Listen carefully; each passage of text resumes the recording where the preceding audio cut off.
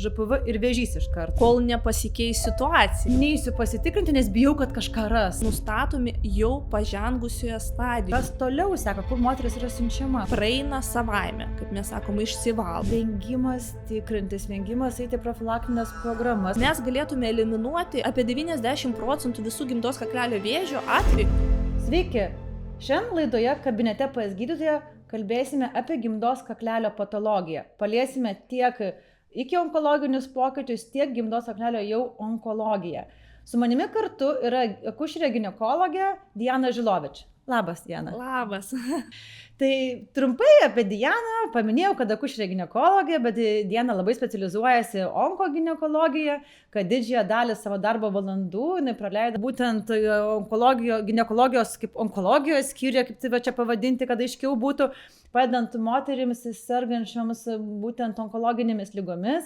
Bet Diana lygiai taip pat konsultuoja ir ambulatoriškai, dirba Gerovės klinikoje, tad reikiant skubiai susisiekti su Diana ir atvykti apžiūrį, tikrai galite drąsiai kreiptis. Ir ne tik dėl onkologinių dalykų, bet ir kitų ginekologinių dalykų, tik tais, kiek aš jau taip visų pabrėžiu, kad Diana ko nėštumų neprižiūri. Taip jau šitą dalyką paleidai, labai paskiri savo laiką būtent ginekologijos tai sričiai. Tai va, tai gal mes, kaip aš minėjau, kad kalbėsime apie tą ginekologiją, būtent kaklelio onkologinius dalykus, tai ne veltui iš tą temą kalbu su tavim, nes tu dažnai su tais dalykais susiduri ir kažkaip dabar kuo toliau, to labiau visgi kalbame apie gimdos kaklelio vėžį ir apie vairius žmogaus papilomos viruso skiepus, stengiamasi įvesti, kad daugiau žmonių pasiskiepytų. Tai ta tema yra labai aktuali ir mes kažkaip pradžiai kalbant norisi žmonėms paaiškinti, kodėl ta tema yra aktuali ir ypatingai kodėl jinai Lietuvoje tokia aktuali, nes kaip mes ir prieš pokalbį su tavim diskutavome, kad iš tikro ES šalyse mūsų statistika atrodo labai prastai, norėtųsi, kad jinai pasiektų tų lyderiaujančių šalių skaičius būtent šitoje srityje. Tai gal tu gali maždaug papasakoti žmonėms, kokia ta mūsų statistika ir kaip jinai skiriasi nuo tų kitų šalių statistikos. Tai dėkoju, kad pakvietei į pokalbį. Taip, tai yra labai svarbi tema ir mes tikriausiai nenustosim kalbėti, kol nepasikeis situacija. Nes taip problema išlieka labai aktuali, nes dėja Lietuva pasižymi vienu didžiausių sergamumų ir mirtingumų nuo gimdos kaklelio vėžio ir remiantis statistikos duomenimis 100 000 gyventojų net nustatoma Lietuvoje 26,8 atvejų, tuo tarpu vidurkis Europos yra tik 12,8. Ir remiantis dar mirtingumo duomenimis, tai taip pat 100 000 gyventojų Lietuva turi aukštus tos rodiklius, tai yra 9,1, o Europos vidurkis siekia apie 4, tuo tarpu Suomijoje net tik 1,5. Kodėl yra tokie skaičiai?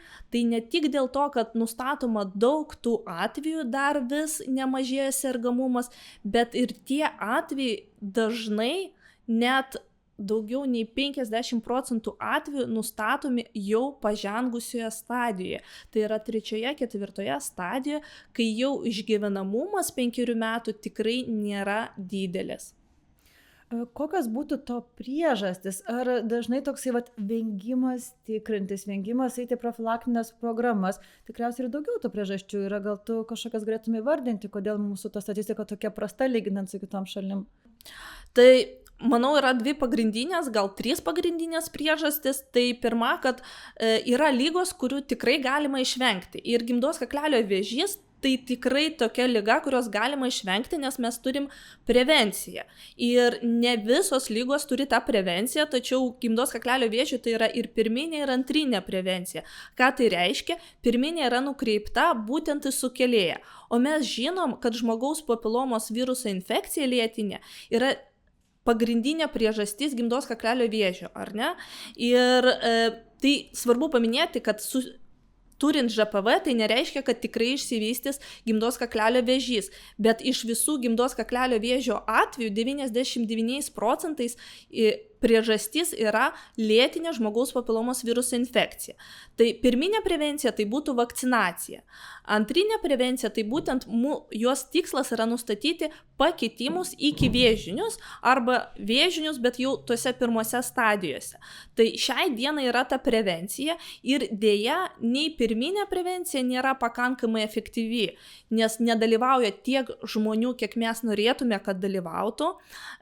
Taip pat ir antrinė nėra efektyvi, nes mes galėtume eliminuoti apie 90% visų gimdos kaklelio vėžio atvejų, jeigu prevenciniai programai dalyvautų virš 80% kviečiamų moterų, taip pat jeigu būtų skiepiamas irgi virš 80%, o geriausia tai būtų 90 arba aišku tokie skaičiai kaip 100%. Mhm. Tai toksai, aš kažkaip atsimenu labai iš vaikystės, tarkim, irgi kai girdėdavau, ten bendrauja mamos, ten draugės pažįstamos moteris, ir mane labai vis stebindavo tas dalykas, kai jos sakydavo, kad neįsiu pasitikrinti, nes bijau, kad kažką ras. Ir tas toks, atrodo, nepagrįsta baimė, kad atrodo, norėtųsi žmogui pasakyti, kad tu kaip tik, jeigu pas tave kažkas yra, kad tau kuo anksčiau tą dalyką rastų. Tokia nepaaiškinama kažkokia tai baimė, arba žmonių tas toks įtikėjimas, kad tik ne man, čia visiems kitiems, bet tik ne man, kaip žinai, sako, atrodo, kad mano namas niekada nedegs, bet tu niekada už nieko negali žinoti ir mes visi galim su to susidurti ir niekas nėra apsaugotas. Tai vat, kažkaip labai tikrai gaila, kad moteris vis dar vengia naudotis to, ką valstybė net duoda nemokamai ir neateina pasitikrinti savo sveikatos ir mes taip turim gana tikrai prastus rodiklius Lietuvoje ir kaip tik su tavim atšnekėjom, kad nulyginam tas kitas šalis, kad mūsų tie rodikliai yra tik tais panašus kaip Bulgarijos, Moldovos, kad dar mūsų šalia esančios šalis, Latvija, Estija turi panašiai tokius prastus rodiklius, bet šiaip daugiau visos kitos Europos šalis daug geriau tą prevenciją vykdo ir rodiklius turi gerokai geresnius negu turime mes. Taip, tikrai pritariu, Greta, ir tą trečią priežastį tu įvardinai, tai mano akimis tai irgi būtų moterų baimė neiti pas ginekologą ir šiandien konsultavau pacientę ir sako, yra ta baimė išgirsti diagnozę ir atrodo, kad neįsiu, man nieko neskauda, tai reiškia viskas gerai, bet toli gražu taip nėra, ypač su onkologiniam ligom, dėja, kai yra jau simptomatika, kai žmogus pradeda jausti kažkokius simptomus ar ne, tai dėja jau liga būna pažengusi ir tas aš jaučiuosi gerai, nėra ligų, kad tikrai nieko blogo nėra.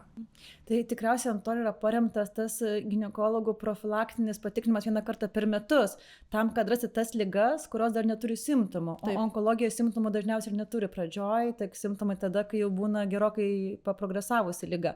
Gerai, bet mes dar prie simptomų grįšim. Gerai. Tai grįžtam prie priežasčių dar. Gerai. Tu jau paminėjai, kad 29% atvejų yra susiję būtent su žmogaus papilomos viruso buvimu, bet tų virusų mes turim labai daug tipų. Tai norisi išskirti, kiek tų pavojingų, kiek nepavojingų, nes tikrai ne visi yra pavojingi ir kartais žmonės perdėtai išsigąsta, kai atsiranda ir nepavojingi tipai. Taip, tai kuo toliau mes gyvenam, to iš tikrųjų daugiau vis įvardinama tų tipų. Manoma šiai dienai, kad jų yra virš 220 tipų, bet juos galima suskirstyti dar į tokias grupės, tai yra aukštos rizikos ir žemos rizikos. Tai aukštos rizikos mes šiai dienai tyrime 14 dažniausiai, galima ištirti ir 18, bet tie pagrindiniai yra 14 aukštos rizikos ŽPV tipų. Ką tai reiškia? Aukštos rizikos, kad jie gali sukelti iki vėžinius pakitimus ir vėžį, bet tai nereiškia, kad turint tokį tipą tikrai taip įvyks. Dauguma infekcijų žmogaus papilomos viruso ar ne, užsikrėtus ŽPV dažniausiai praeina savaime, kaip mes sakom, išsivalo ar ne, bet svarbu suprasti, kad 90% atveju ta infekcija niekam nesukels, jokių simptomų ir išsivalys iš organizmo. Tik 10% moterų jinai gali pasilikti ir tik dar mažesniai dalį jinai gali sukelti jau tos ikivėžinius pakitimus. O mažos rizikos žmogaus papilomos virusai tai susiję dažniausiai su lytinių organų karpomis. Tai tikriausiai dėl to čia taip yra tyriama tie pagrindiniai viruso tipai, tie, kur yra pavojingi, nes realiai, kai žmogus susikrečia tais kitais tipais, tai pagrindinė problema yra Papilomos, karpos atsiradimas yra estetinis dalykas, kurį pašalinus žmogui jokios rizikos nebelieka, dėl to laboratorijos ir neapsijima tirti tų visų kitų likusių šimtų ten kelių, nes tai kaip labai kažkas reikšmės nebesudarys, kad ir koks tas tipas bebūtų. Ir tu paminėjai, kad žmonės išsivalo nuo to ŽPV, pats organizmas, tai per kiek laiko maždaug tas įvyksta, kad jeigu virusas sunyksta, kokia ta statistika yra, per kiek metų maždaug gali sunykti? Manoma, kad ta infekcija tęsiasi porą metų ir daugumai moterų tikrai tas ŽPV gali dingti per 1-2 metus. Tačiau labai svarbu paminėti, kad taip pat tai gali būti susiję ir su amžiumi. Ką tai reiškia, kad kai moteris yra jaunos, iki 30-35, joms tikrai būdinga, kaip sakyt, pradėjus lytinį gyvenimą, nauji užsikrėtimai ŽPV ir tas išsivalymas ŽPV ir gali būti ne vieną kartą užsikrėsti ir vienu tipu, išsivalyti, užsikrėsti kitu ir tas organizmo imunitetas yra stipresnis ir padeda išsivalyti ŽPV. Bet ko moteris yra vyresnė, to tikimybė, kad ŽPV pasiliks organizme ir galės sukelti, nebūtinai sukels, bet galės sukelti pakitimus, yra didesnė. Taip pat šiai dienai yra tokia teorija latentinės tos infekcijos ŽPV, kad manoma, kad kartais ŽPV ir gali pasislėpti ląstelėse ir tiesiog jisai neaptinkamas ir jisai nėra kaip aktyvi infekcija, bet gali išlikti kaip ir visą gyvenimą organizme ir nieko nesukelti ir jis neaptinkamas, jis to vadinamas inaktyvioj tokioj formoj, tačiau nusilpus imunitetui jis gali vėl atsinaujinti. Tai čia dabar su tuo ŽPV yra taip, kad gal ir negalima sakyti, kad jis pilnai išsivalo, gal jisai užmiega ląstelėje, bet mes to negalim dar iki galo visais atvejais atsakyti. Ir dabar tas plitimas, nes dažnai, visgi moteris sužinosios, kad turi tas žmogaus papilomas virusą, kyla begalės klausimų, iš kur, kaip, tai gal tualete, tai gal baseine, gal nuo rankšluosčio, ar čia tik per lytinius santykius, tai atsakyk taip tiesiai šviesiai, tai tik per lytinius santykius. Dažniausiai tai yra lytinių santykių metu, bet svarbu suprasti, kad lytiniai santykiai yra oraliniai, taip pat analiniai, vaginaliniai. Oralinis seksas labai daug nustebusių būna, kad tai kaip tik ten buvo oralinis seksas, kaip taip galėjo įvykti. Bet svarbu suprasti, kad ŽPV gali gyventi ir burnos gleivinėje, burnariklyje ir tai yra tikrai toks būdas užsikrėsti taip pat yra. Taip pat galima užsikrėsti ir gimdymo metu, bet naujausi tyrimai teigia, kad tikrai dauguma naujagimių gali ir užsikrėsti, bet tas virusas išsivalo, ar ne? Ir tik labai mažai daliai naujagimių jis gali sukelti tam tikrus pakitimus, kurie yra labai reti, bet dažniausiai vis vien tai būtų lytinių kontaktų metu. Taip pat gali būti ir petingo metu, tai yra liečiant vieno kito organus, per taip vadinamas mikrotraumas, tai yra tokias pažeidimai, kurių mes akimi nematom ir tas ŽPV virusas gali prisikabinti ir ten gyventi. Bet per rankšluostį, tualetą ir baseiną tai ne. Nežinau, čia tokia tikimybė yra labai maža, nebent ten, nežinau, labai maža. Dažniausiai ne, bet tarkim galim palikti, kad labai maža tikimybė gali būti, bet dar svarbu paminėti, tokia situacija, kai pavyzdžiui ateina moteris, sako, aš prieš tai gyvenu monogaminiuose santykiuose, turiu vieną partnerį ir iš kur atsirado tas ŽPV. Neturėjau, 10 metų neturėjau. Tai labai svarbu suprasti, kad žmogus gali pats savo perduoti. Ką tai reiškia, kad pavyzdžiui iš makšties ar analinio kanalo prausiantis, atliekant, nežinau, skutimąsi ar dar kažką, galima ŽPV pernešti, tai vadinama autoinokuliacija iš vienos vietos savo organizmo į kitą. Taip pat kitas mechanizmas gali būti, kad ŽPV gali ir miegoti ląstelėse, kaip mes sakėm, ir tiesiog jisai atsinaujina. Deja, nėra tokio testo, kad jums pasakytų, ŽPV pasigavote 2023 metais spalio 1 dieną. Nėra ir mums kartais labai sunku įvertinti, kokia tai infekcija, ar ne, ar lėtinė, ar ūminė. Man labai patiko tos labai aiškiai atsakantis klausimas irgi buvo, ta informacija atsakant iš tą klausimą buvo tai, kad žmogaus papilomos virusas yra virusas, kuriam reikalinga gyventi ląstelė. Taip. Ir jisai negali išgyventi ilgą laiką ten baseine, kuriame yra daug chloro, negali išgyventi ant rankšluosčio, ant kurio nėra gyvos ląstelės, kad jam reikia tą artimo kontakto su žmogum, nes tas virusas turi pereiti nuo ląstelės ant ląstelės, kad jis toksai, čia tokie jau labai mistiniai tie plitimo būdai, kai norisi kažką pateisinti ar dar kažką, bet reikėtų tikriausiai stengtis pamiršti tos dalykus. Ir tu jau atsakai, kad gali plisti ir analinių, oralinių visų santykių metu. Taip. Dėl to ir tas plitimas ne tik tarp heteroseksualių porų, bet ir tarp homoseksualių porų. Taip. Tas plitimas irgi lygiai taip pat yra galimas. Ir kaip ir manau, tą dalyką apie žmogaus papilomos virusą nušnekėjom, galbūt aš čia daugiau klausimų tau ir neturiu. Gerai. Nes, dar turiu. Aha. Vis tiek yra 1%. Ar tas 1%, tarkim, galėtų būti kažkoks genetinis, kad yra kažkokia gimdos kaklelio vėžio ir dar tu prie to pačio, tarkim, kas pablogina situaciją, tarkim, kodėl tas ŽPV virusas gali daryti, tarkim, rūkymas, imuniteto kažkokios ligos, kas gali pabloginti, kodėl būtent ta ŽPV vieniems sukelia tą onkologiją, kitiems ne? Labai geras klausimas, tai pirmiausia pasakysiu dėl kodėl gali pabloginti, ar ne? Kodėl, kaip tu klausi, kodėl vienoms moteris ta ŽPV išlieka ir daro tos pakitimus, kitoms ne. Tai šiai dienai manoma, kad aišku, tai yra imunitetas, tai yra imuniteto dalykai. Antras dalykas svarbus ir tikrai įrodytas 100%, tai yra rūkymas. Tai moteris, kurios rūko, tai nikotinas tikrai ten gali sudaryti palankę terpę ŽPV neišsivalyti, ar ne?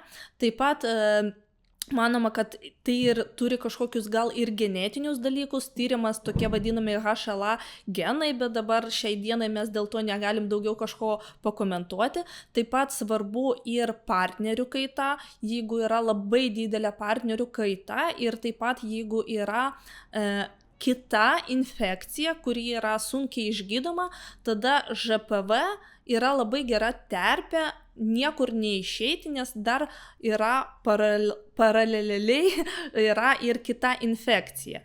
Tai tikriausiai čia yra tokios dažniausias ir aišku, ką nepaminėjau, tai yra imunosupresinės būklės, tai yra tokios būklės, kur pavyzdžiui po transplantacijų ar kitų, dėl ko imunitetas aišku yra pats iš savęs dėl kitos ligos supresuotas ir tai turi įtakos, kad ŽPV sunkiau pasišalinti, nes neužtenka to imuniteto su juo sukovoti.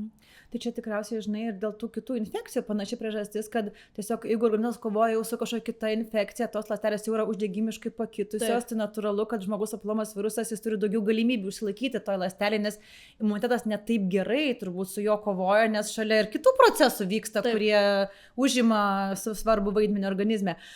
Gerai, o tada, jeigu tas žmogaus papilomos virusas nesunyko, kiek maždaug metų užtrunka iki tol, kol išsivysto ta onkologija, nes pradžioje mes dar kalbėsime apie tai, kad yra tie iki onkologiniai pokyčiai, Taip. Bet kiek maždaug metų reikia, kad pereiti į onkologiją? Labai svarbu suprasti, tai dėl to ir svarbi ta antrinė prevencija, kad tie pokyčiai niekada neišsivysto per vieną dieną.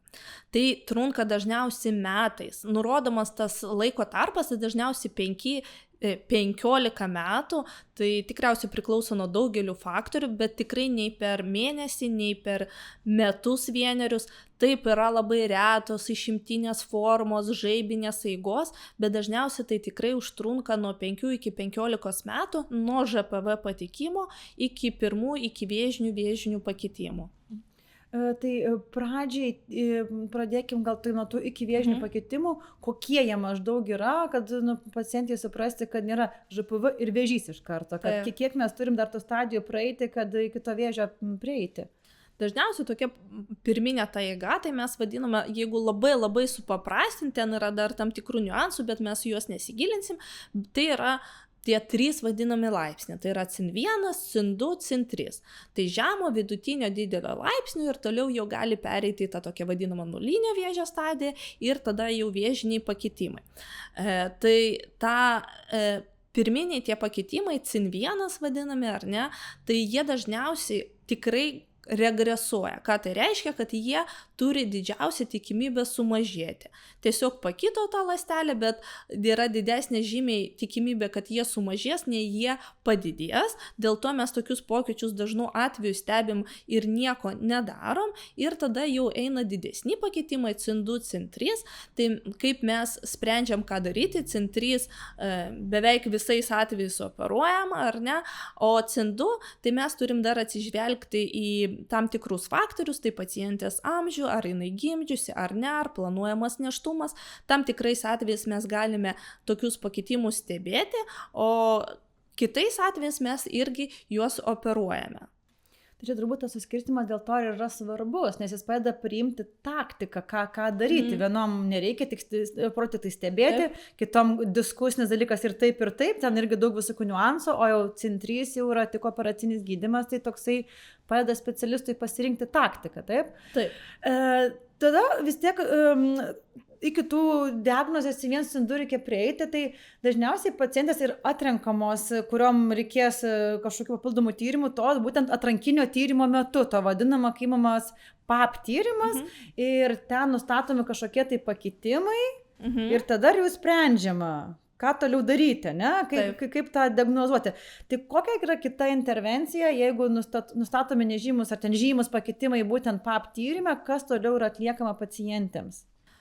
Tu labai puikiai paminėjai ir pasakei, kad tas PAP tyrimas yra, man labai patinka žodis, atrankinis. Tai labai svarbu suprasti, kad bet kuri diagnozė, kuri nustatyta PAP tyrime, nėra tolygu tas vadinamas histologinė diagnozė, tai yra būtent iš tos biopsinės medžiagos, audinio gabaliuko, kurį mes paimam. Tai mums tas tyrimas padeda atrinkti tas pacientės, kurioms reikalinga būtent audinio gabaliuko paėmimas, ar ne? Tai tas audinio gabaliuko paėmimas, mes jį vadiname kolposkopija ir biopsija. Kolposkopija tai yra gimdos kaklelio apžiūra su specialiu aparatu ir mes tada atliekam tam tikras manipuliacijas ir galim įvertinti visą kaklelį ir makštį apžiūrėti ir pasižymėti savo, ar yra įtartinų ar pakitusių plotų ir jeigu reikia, iš jų paimti audinio gabaliuką ir tada tas audinys ištiriamas toliau ir tada jau mums gydytojai patologai gali atsakyti, kokio laipsnio to 1, 2, 3 ir pagal tai mes jau įsivertinę visą klinikinę situaciją galim toliau įvertinti, koks mums reikalingas, ar gydymas, ar stebėjimas, tai taip ir nusprendžiama, kas kaip toliau atliekama. Ar ta procedūra yra skausminga, nežinai? Žodis biopsija žmogui jau kelia skausmą, tai gabaliuko paėmimas dar labiau kelia skausmą, nesupranti, kad iš organizmo kažkokios reikia paimti kažkokį gabaliuką, tai atrodo tikrai labai skamba skausmingai, tai kaip ten iš tikrųjų?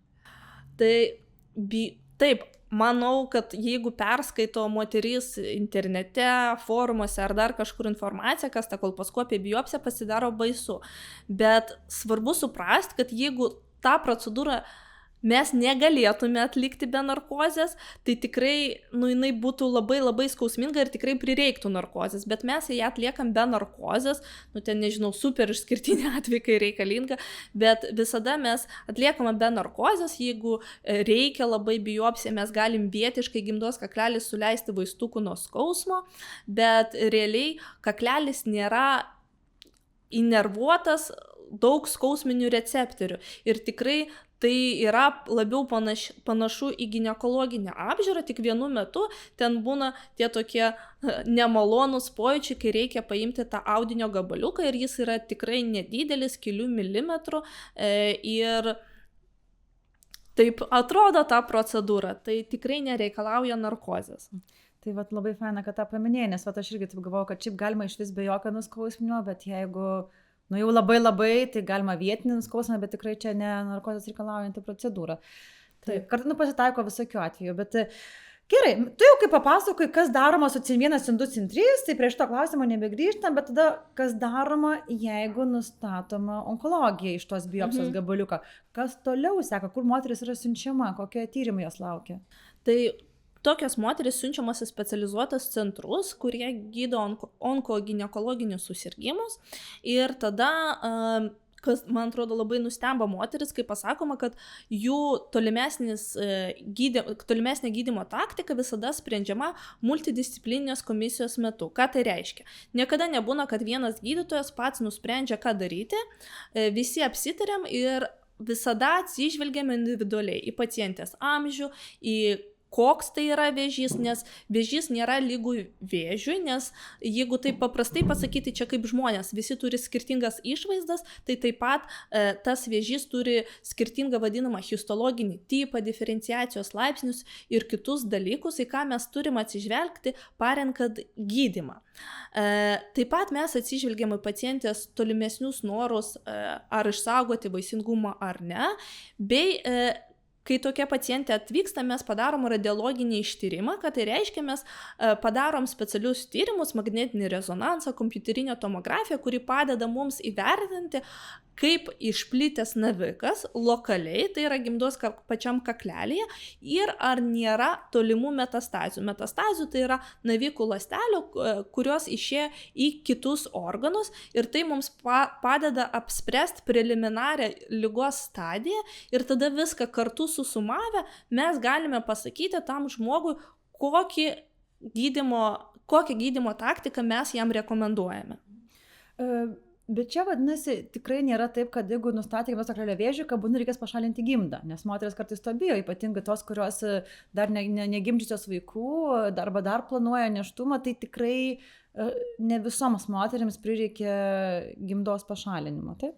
Tikrai taip, tai ypač jeigu tai yra pirminės stadijos, nes pirma ten mes skirstom tas stadijas dar A1, A2 ir ten yra daug visokių skaičiukų ir raidžių, ir tai mums irgi nurodo naviko dydį, infiltraciją ir kitus parametrus, kurie yra labai svarbus, norint nustatyti, kokią taktiką parinkti. Ir jeigu mes jį aptinkam pačiuose pirmuose stadijose, tai kartais gali užtekti ir tik gimdos kaklelio konizacijos. Gimdos kaklelio konizacija tai yra pakitusių audinių išpjovimas, tokia trumpa operacija 15 minučių, ir gali tik tiek gal ir prireikti. Bet ko stadija didėja, to aišku mūsų galimybės visada, kaip sakau, operacinės mažėja.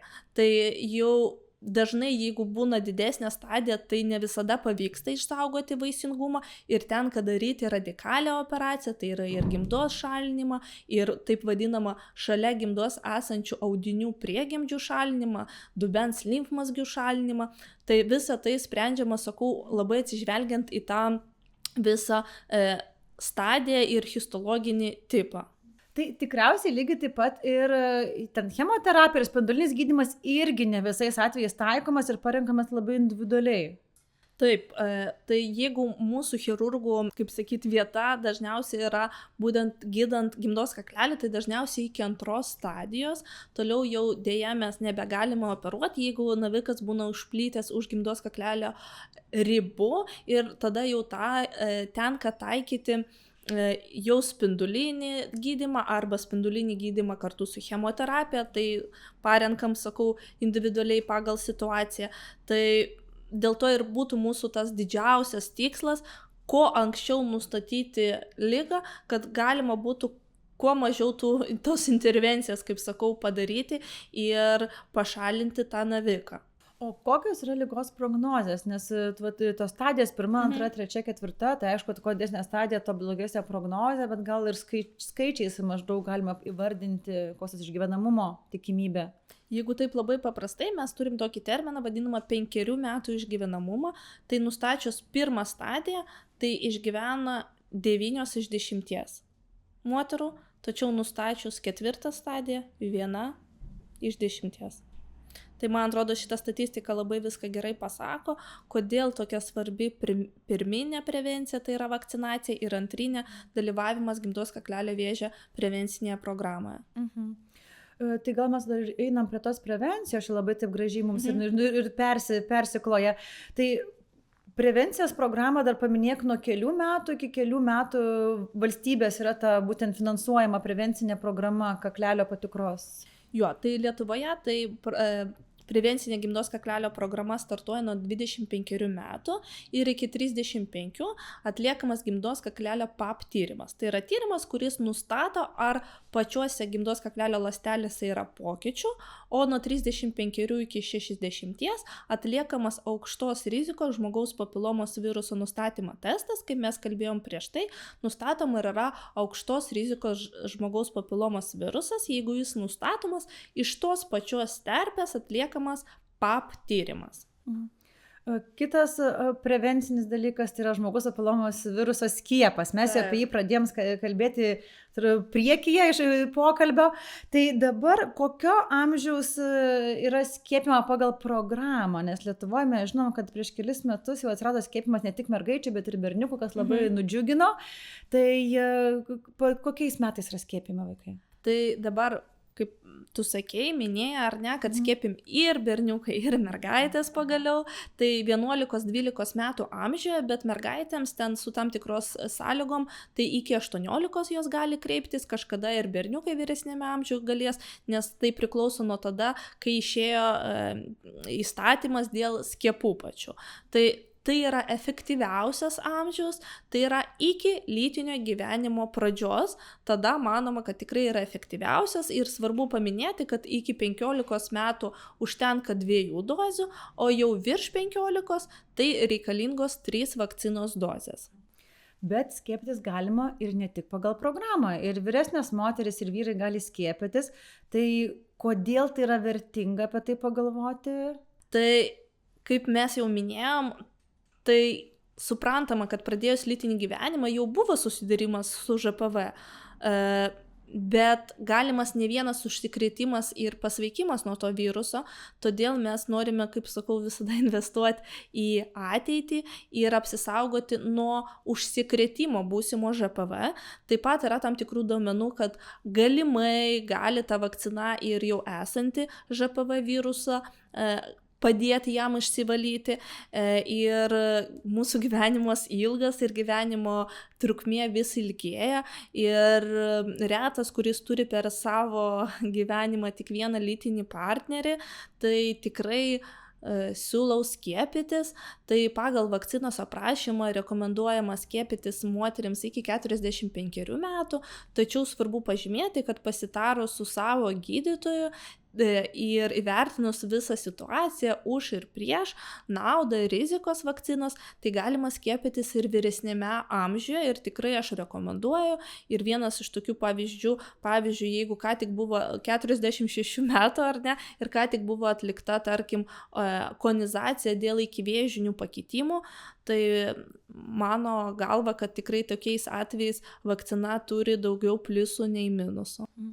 Irgi dažniausiai kylantis klausimai, kur pacientės labai klausia ir norisi jiems pabrėžti, pradės lytinį gyvenimą, skiepytis. Galima, vadinasi, jeigu yra nustatoma žmogus papilomas virusas, kad jau pacientė turi skiepytis. Galima. Jeigu nustatoma, kad pacientė jau turi kažkokias gimdos kaklelio pakitimus. Galima. Po visokių, netgi po onkologijos, kai nustatoma ir tai skiepytis galima. Kai yra aktyvi vėžio forma, tai skiepytis negalima, tačiau jeigu aš visada tikrai rekomenduoju skiepytis, jeigu buvo ikivėžiniai pakitimai ir tikrai tikimybė po to, kad tie pakitimai pasikartos, yra mažesnė vakcinuotų moterų grupėje lyginant su nevakcinuotų ir yra tokios šalės kaip pavyzdžiui Ispanija, kuri net finansuoja skiepą po gimdos kaklelio ikivėžinių pakitimų pašalinimo. Tai tikrai tai rekomenduojama. Ir lygiai taip pat svarbu paminėti, kad, tarkim, tokioje situacijoje, kad, tarkim, ar randama ŽPV, ar ten randami kažkokie pakitimai, kad partnerio skiepimas irgi turi labai svarbų vaidmenį šitam procese, taip? Tikrai taip ir dėl to ir svarbu ta prevencija, kad jinai būtų lyčiai neutrali, ar ne? Dėl to ir skiepimi ir berniukai, ir mergaitės, nes svarbu paminėti, kad žmogaus papilomas virusus gali sukelti ne tik ikivėžinius ar vėžinius pakitimus gimdos kaklelio, bet taip pat tai yra ir makšties, ir išorinių lytinių organų, ir analinio kanalo, kaip moterims, taip ir vyrams, taip pat ir burnaryklės vėžio. Vyrams taip pat varpos vėžį. Tai apsauga būtų vyrams ne tik tais dėl moterų, ar ne, bet ir dėl savęs. Tai taip, visada rekomenduojama ir vyrams pasikonsultuoti priklausomai nuo amžiaus su savo gydytoju tam, kad įvertinti, ar reikalinga vakcinacija. Ir ar reikia kažkokius tyrimus atlikti prieš planuojant vakcinaciją? Ne, nereikia. Tikrai galima eiti ir vakcinuotis ir specifinių tyrimų nereikia. O kaip su ateityje, tarkim, yra kažkokio duomenų, kad reikėtų, mes turim įvairiausių vakcinų, kur reikia revakcinaciją po kelių metų atlikti. Kaip yra būtent su žmogaus papilomos viruso vakcina? Ar reikia papildomai po kažkiek metų revakcinuotis ar ne? Šiai dienai dar nėra tokių duomenų, nes kuo toliau, to vis ilgina ir sako, kad tas imunitetas yra pakankamai ilgas, tačiau yra toks niuansas, kad tų vakcinų tipų yra keletą. Ir labai daug moterų, ypač Lietuvoje, anksčiau nemokama vakcina buvo skiepyta vadinama dvivalentė, tai kuri apsaugo nuo 2 ŽPV tipų. Ar galima pasiskiepyti kitą vakciną, devinvalentę, kuri šiai dienai rinkoje turi didžiausią apsaugą, tai yra nuo 7 aukštos rizikos ŽPV virusų ir nuo 2 žemos, tai taip revakcinuotis kitą vakciną galima, bet jeigu jūs pasiskiepėt, pavyzdžiui, devinvalentę vakciną ir nežinote, ar po 15 metų gal reikia revakcinuotis, šiai dienai tokių duomenų nėra, mes visi laukiame, reikės ar ne.